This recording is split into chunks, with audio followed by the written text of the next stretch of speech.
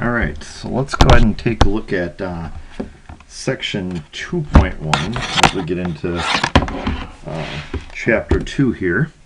So let me bring up the first problem here I'm going to do for some homework assistance here.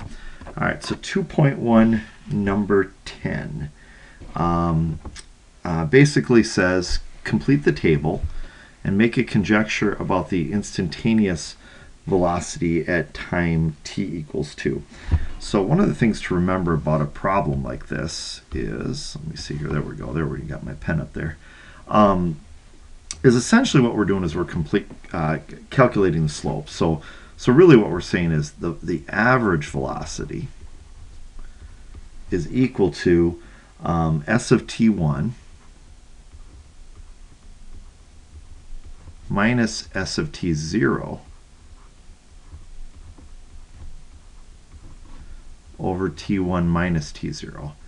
And what this really is related to is average velocity is just like the slope between two points on a line or 2 points on a function. So it's like a secant line is kind of what we're thinking about here.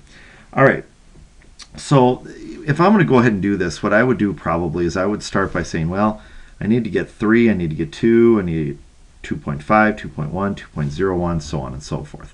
So I'm going to start off by saying, well, what is s of 3?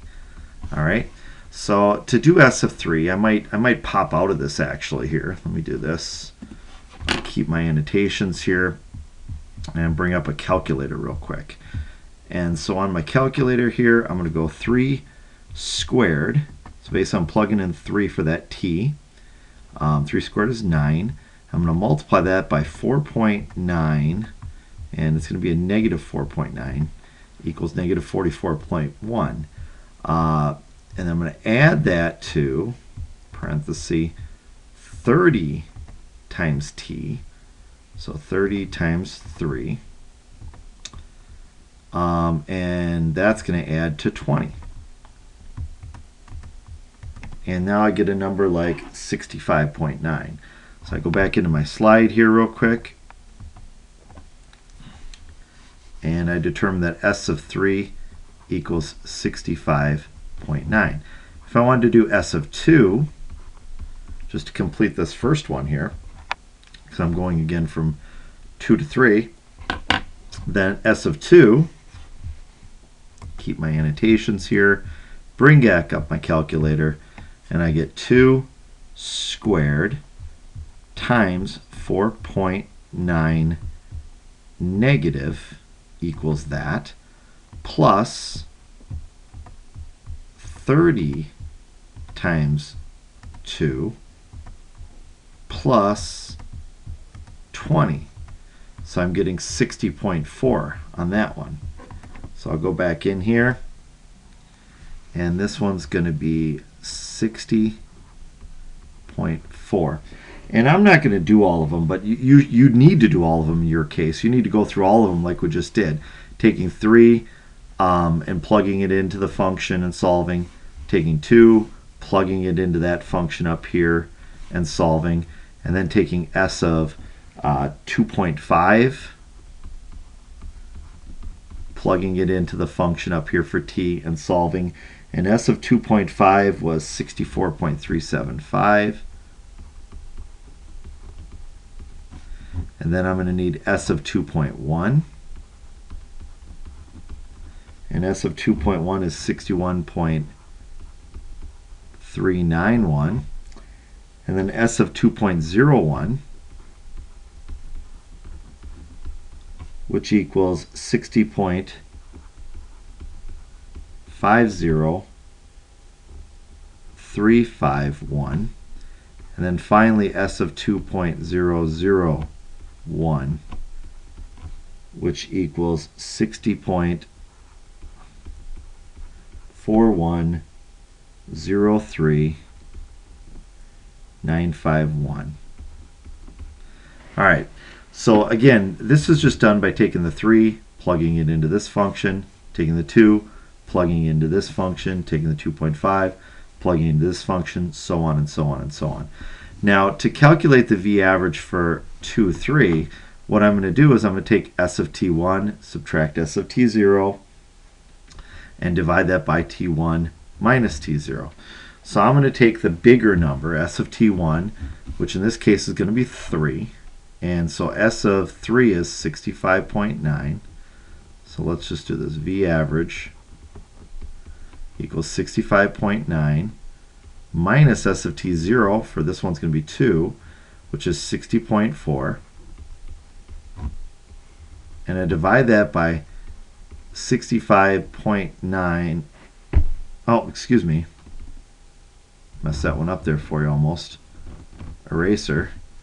I'm dividing that by t1 minus t0. So be careful on that. t1 minus t0. So t1 is 3, t0 is 2, so 3 minus 2. So it's going to be over 1. So let's see here, 65.9, what should that be, 5.5? Yep. So 5.5. So this is for here. So the average velocity is equal to 5.5. Okay? And let's do one more of those. That was 5.5. I don't know why my writing's got to be so messy here. Eraser. There we go. Get my pointer back out. My pen. So the average velocity is 5.5. All right, now let's do another one. So now we're going to go to this one here. And this one here, V average now, again, it's S of T1, so it's 2.5, which is over here, 64.375, minus S of 2, which is 60.4, divided by T1 minus T0, which is 2.5 minus 2. So if you do that, it's something divided by half. The number I come up with on that one is 7.95. Now I'm not going to run through all of these, but you'd have to do that for this one, and for this one. Same thing we did on the first two. You're just going to do it for the remaining ones. So we go 7.95, and then this one becomes 9.91. This one becomes 10.351. And this one becomes 10.3951. Oops. 3. Let me fix that real quick. Eraser.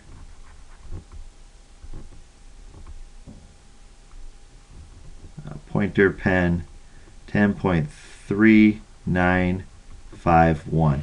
And what we see is we're starting out at 5, and as we get this distance between, this time interval gets closer and closer to a limit of being 1 point, gets tighter and tighter and tighter, we make a conjecture about this now, about the instantaneous velocity. So our conjecture based upon what I have right now is that V instantaneous is approximately equal to 10.4. And if we're talking velocity, it could be feet per second, meters per second, could be something like that. So that is the answer for 2.1, number 10.